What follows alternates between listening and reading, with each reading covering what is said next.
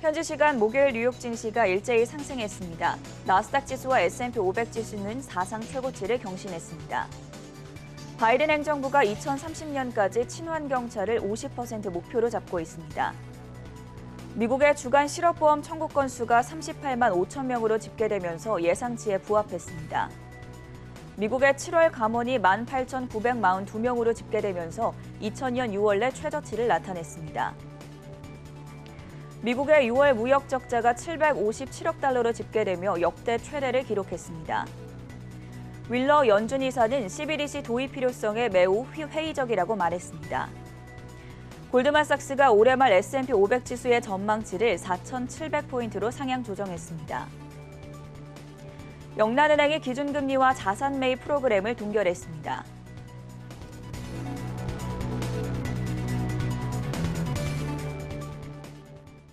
네, 여러분 안녕하십니까? 금요일 아침 글로벌 이슈 투데이의 전세원입니다. 현재 시간 목요일 뉴욕 증시 3대 지수가 일제히 상승한 가운데 오늘은 나스닥과 S&P 500 지수가 사상 최고치를 경신했습니다. 빵 종목들도 모두 다 오름세를 나타냈고 오늘은 특히나 여행과 항공 등 경제 재개주들이 좋은 흐름을 나타냈는데요. 먼저 자세한 글로벌 마감 시황 박고은 외신캐스터가 준비하고 있습니다.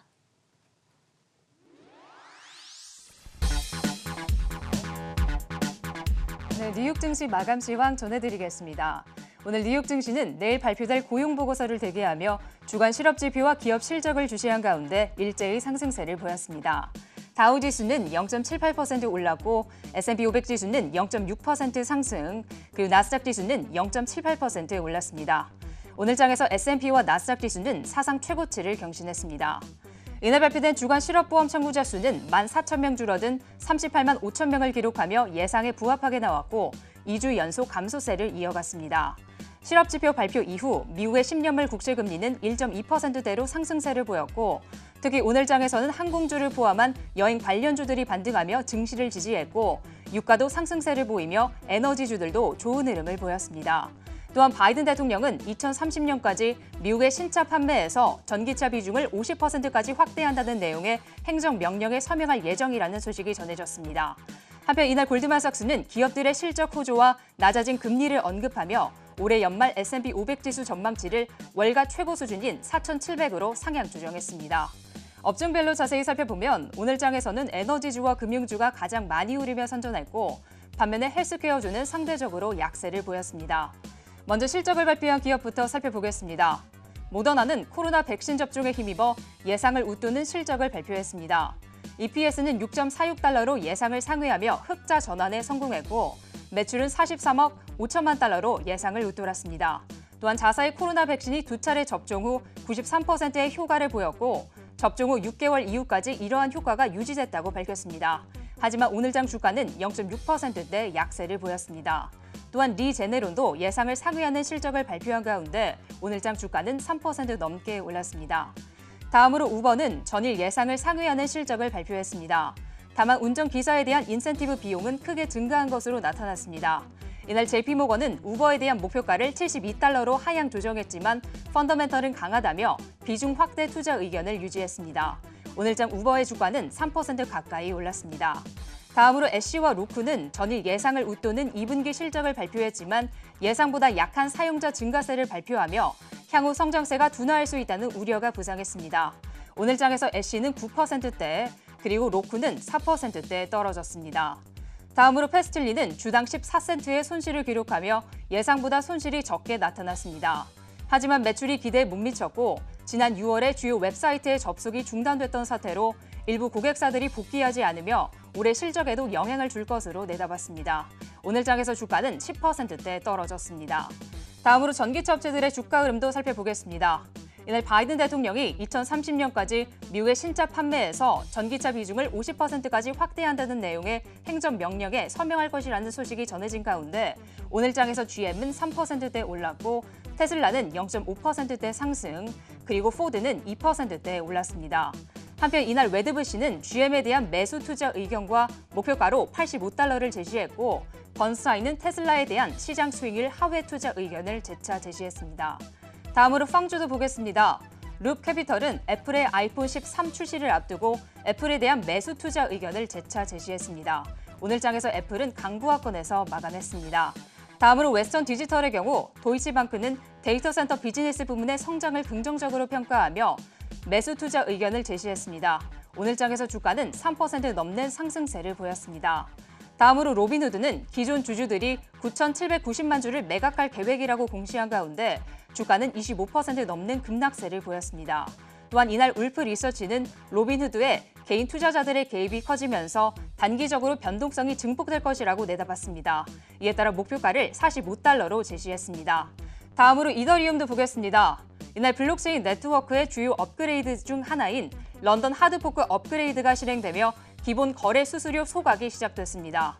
이는 이더리움 2.0으로의 전환 과정 중 일부로서 궁극적으로 블록체인이 현재의 작업 증명 합의 알고리즘에서 지분 증명으로 전환되고 유통되는 이더리움의 개수를 줄이는 것이 골자입니다. 현재 이더리움의 가격은 2,800달러대에서 거래되고 있습니다. 다음으로 유럽으로 넘어가 보겠습니다. 유럽 증시는 기업들의 실적이 대체적으로 긍정적으로 나온 가운데 대부분 상승세를 보였습니다. 또한 이날 영국 영란은행은 기준금리와 자산 매입 프로그램을 동결했고 인플레이션이 일시적으로는 4%까지 오르겠지만 중기적으로는 2%로 돌아갈 것이라고 내다봤습니다. 독일 닥스 지수는 0.3%대 올랐고 프랑스 깍그 지수는 0.52% 상승했습니다. 반면에 영국 증시는 약보합권에서 마감했습니다. 마지막으로 상품 시장도 보겠습니다. 국제유가는 중동에서의 긴장이 고조되었고 최근 하락에 따른 반발 매수세가 유입된 가운데 상승세를 보였습니다. WTI 가격은 1.38% 오른 69달러 선에 마감했고 브렌트유는 71달러 선에 거래되었습니다. 그리고 금 가격은 미국의 국채금리가 상승세를 보인 가운데 하락세를 보였습니다. 오늘장 금 가격은 0.3% 떨어진 1,808달러 선에 마감했습니다. 오늘장 마감 시황 전해드렸습니다. 네, 세계 각국의 이슈로 투자자의 든든한 하루를 보장해드리는 글로벌 이슈 투데이 시간입니다. 한 주를 마무리하는 금요일 시간인데요. 오늘의 첫 번째 소식 화면 통해서 확인해 보겠습니다. 자, 역시나 경제지표 동향과 함께 연준 인사들의 발언 분석 내용 들어볼 텐데요. 실업수당 청구 건수가 공개가 됐습니다. 예상치에 부합하지 않았습니까? 네, 그렇습니다. 우선 미국 노동부가 미국의 주간 실업보험 청구자 수를 공개했습니다. 노동부는 지난주 청구자 수가 38만 5천 명으로 집계됐다고 밝혔는데요. 이는 월스트리트저널이 제시한 전망치와 거의 일치하는 수준이었습니다. 이와 관련해 월스트리트저널은 실업보험을 청구하는 미국인들이 줄어든 것은 고용시장이 점차 회복하고 있다는 것을 나타내고 있다면서 미국 경제가 전반적으로 좋아질 것으로 예상된다고 밝혔습니다. 또 백신 접종 확대에 힘입어 앞으로 소비자 수요가 회복될 것이라면서 기업들 역시 늘어난 수요를 감당하기 위해 고용량을 늘릴 것이라고 전했습니다. 다만 로이터 통신은 델타 변이 바이러스 확산세가 심해질 경우에 고용시장 회복이 예상보다 더뎌질 수 있다고 우려하기도 했습니다.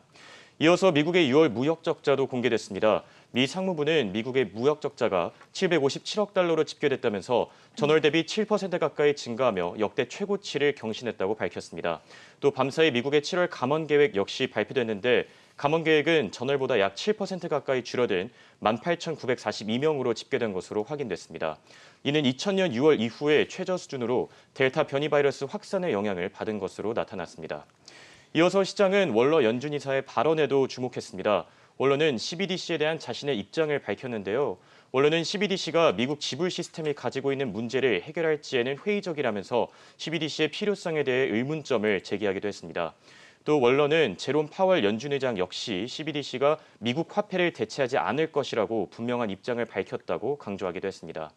이어서 CBDC가 사이버 보안 이슈를 불러일으킬 수 있을 거라고 했는데요. CBDC가 악성 해킹 유저에게 쉽게 노출될 수 있을 거라면서 보안 문제가 분명히 문제가 될 수 있을 거라고 전했습니다. 또 월러는 스테이블 코인에 대한 입장도 밝혔습니다. 월러는 스테이블 코인이 시장에 안전하게 확산되기 전에 관련 정책들이 충분히 논의돼야 한다고 말하기도 했습니다. 오늘 월러 연준 이사의 이 같은 CBDC 관련 발언에 따라서 비트코인 가격이 4만 달러 선 회복하고 있다는 점 전해드리겠고요. 두 번째 이슈로 넘어가 보시죠. 국채 발행 축소, 미국 재무부의 의도가 무엇인지 궁금한데요. 미국의 중앙은행인 연방준비제도와 재무부가 긴축 기조로 전환하기 위한 신호를 시장에 보내고 있다고 합니다. 오늘 보도는 어떤 내용이었습니까? 네, 미국 재무부가 11월에 국채 발행 규모 축소를 제한할 계획이라는 발언이 전해졌습니다. 재무부는 다음 분기 국채 발행 금액이 1,260억 달러, 우리 돈으로 약 144조 원으로 변동이 없다면서도 11월에는 국채 발행 규모 축소를 제한한 계획이라고 밝혔습니다. 이번 행보는 연준의 테이퍼링, 즉 자산 매입 축소 시기에 맞춰서 채권 가격 하락을 방어하고 또 정부의 부채 규모를 줄여나가기 위한 조치로 분석됩니다. 연준이 국채 매입 규모를 줄일 경우 국채 가격은 타격을 받을 수밖에 없는데요. 이런 상황에서 재무부는 연준의 테이퍼링 시기에 맞춰서 국채 발행량을 축소하면 가격 하락 위험이 줄어들 수 있다고 판단한 것으로 풀이됩니다.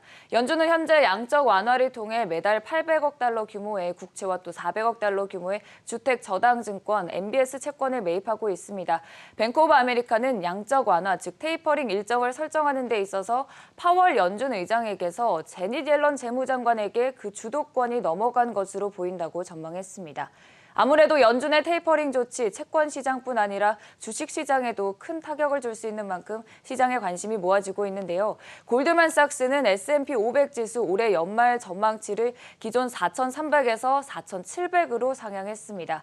골드만은 S&P 500 지수 상장 기업들의 예상치를 웃도는 실적, 그리고 예상보다 낮아진 금리로 인해서 지수 전망치를 상향했다며 기업들의 실적이 올해 그랬던 것처럼 하반기와 내년 미국의 주가 수익을 견인하는 핵심 요소가 될 것으로 전망했습니다.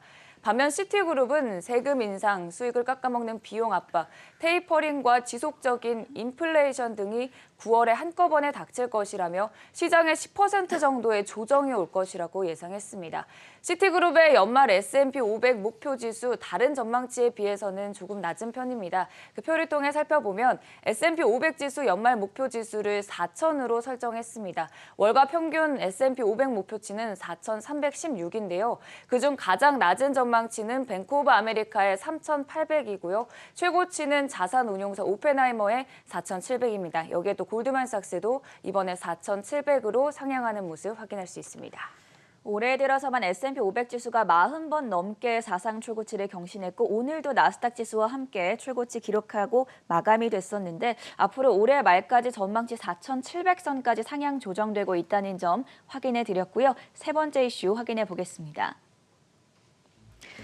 미국의 빅테크 기업들의 실적 발표가 거의 다 마무리가 됐습니다. 사실 실적 자체가 잘 나오더라도 주가가 오히려 부진한 경우가 있어서 이번 실적 시즌은 특히나 대응하기가 더 힘들었는데요. 앞으로 하반기에는 어떤 전망들이 나오고 있는지 홍성진 캐스터가 짚어주시죠.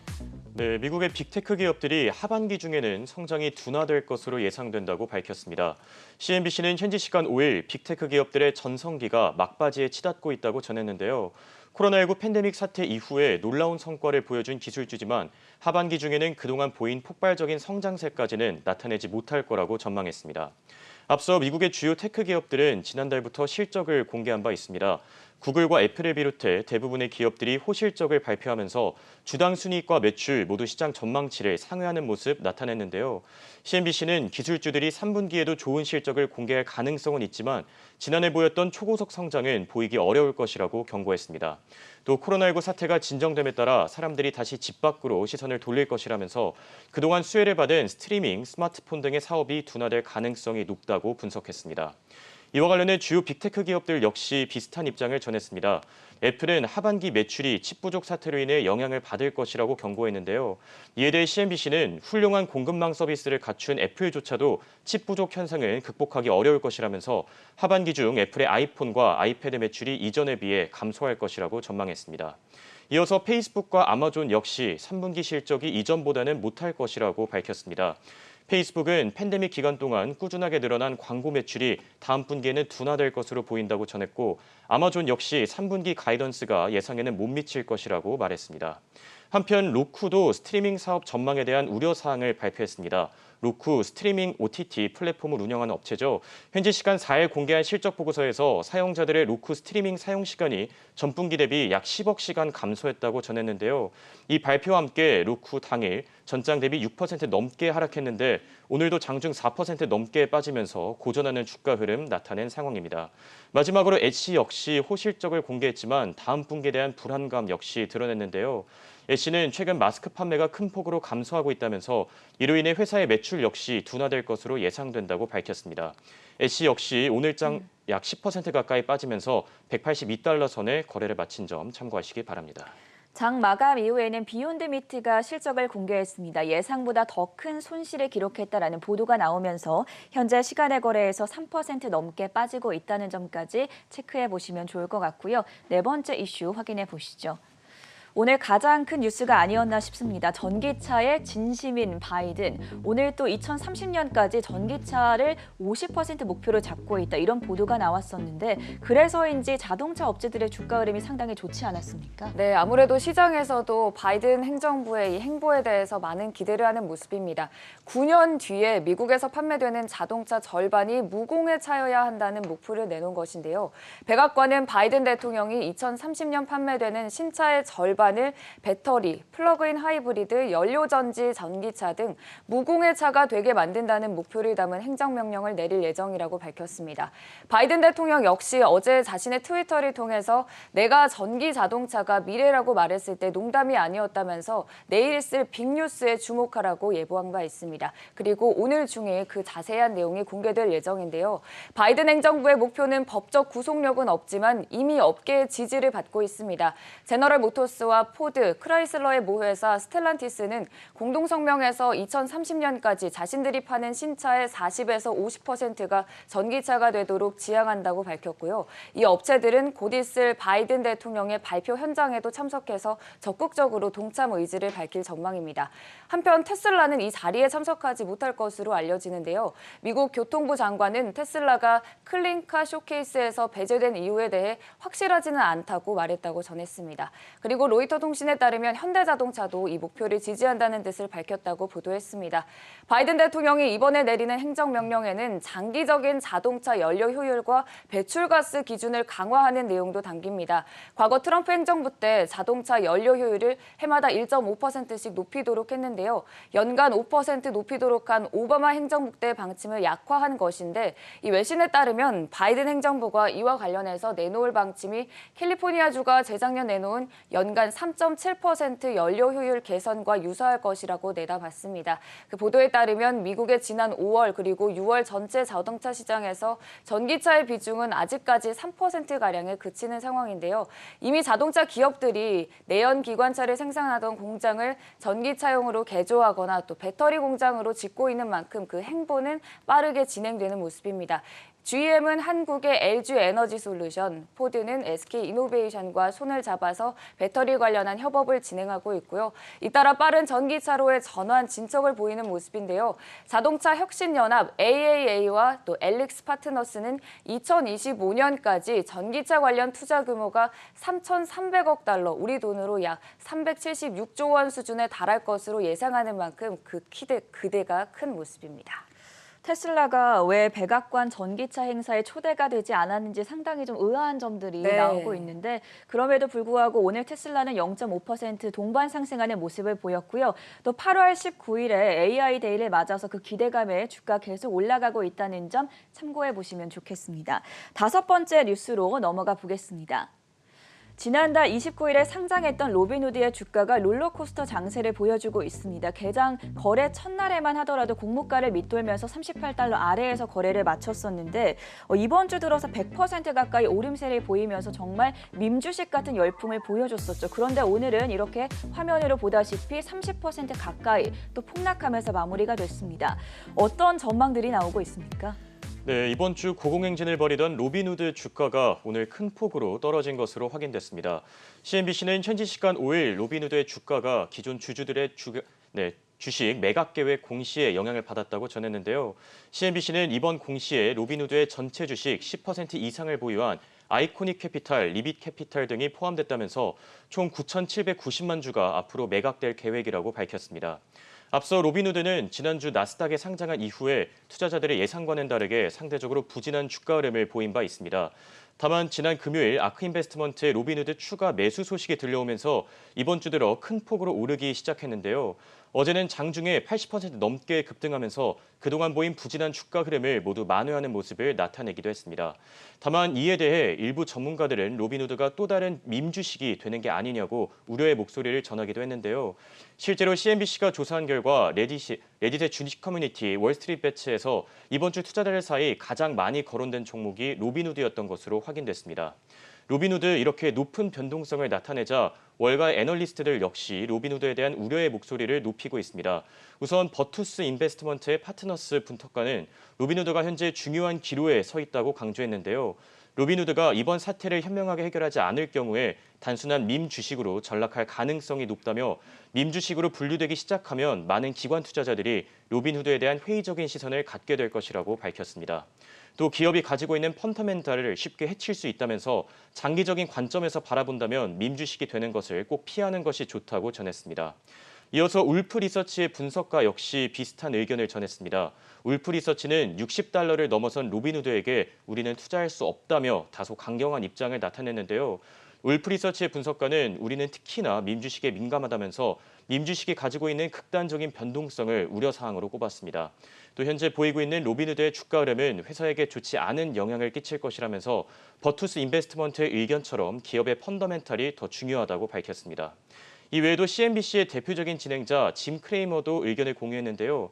짐 크레이머는 기존 주주들의 주식 매각 계획에 의문을 제기하면서 주식 매각이 정확히 어떻게 이루어졌는지 구체적인 정보를 공개해야 될 것이라고 말했습니다. 또 많은 개인 투자자들이 현 사태에 대한 해답을 원할 것이라면서 로빈후드가 최대한 빠르게 입장을 밝혀줘야 할 것이라고 전하기도 했습니다. 홍성진 그리고 강다운 외신캐스터와는 여기서 인사드리겠습니다. 수고하셨습니다.